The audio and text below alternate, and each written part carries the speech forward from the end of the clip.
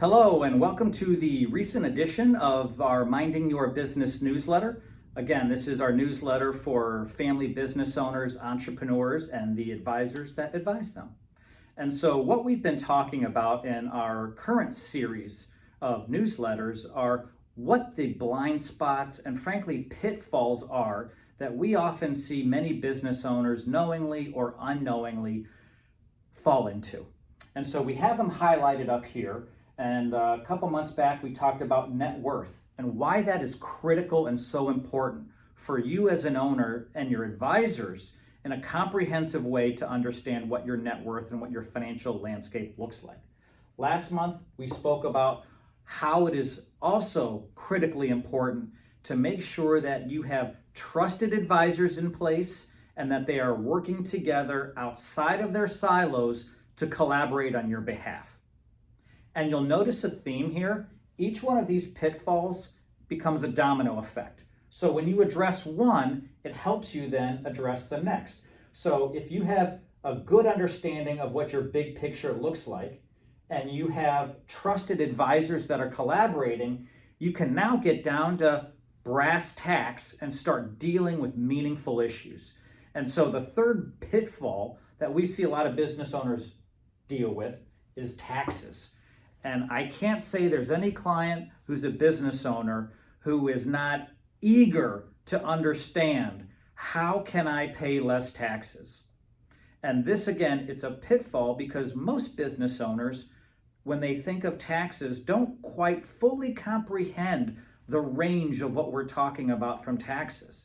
So you have capital gains taxes, you have income taxes, you have estate taxes. There is obviously a myriad of taxes.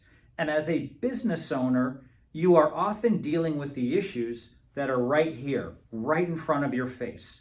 And what we want to do is cause you to pause, take a step back with your trusted advisors, and start dealing with some of the longer term issues that when you do address those issues, we think are going to have a meaningful impact on growing your net worth and in this case, saving taxes.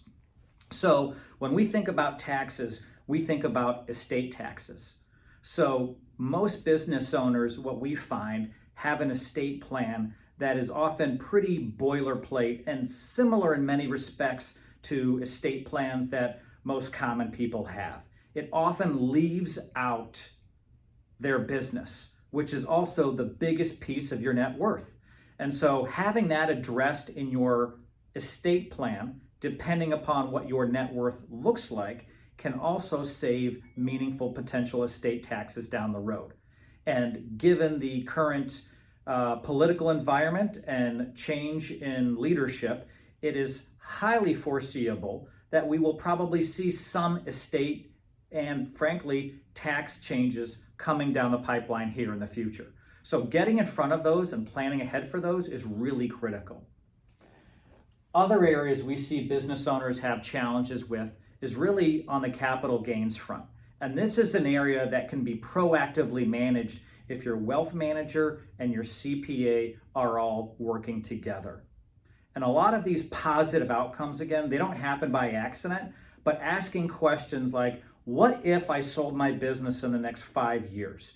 Is there anything I could do proactively now to plan to mitigate that tax event down the road? A Section 1202, for example, is a great strategy that allows business owners to minimize taxes when they sell their business.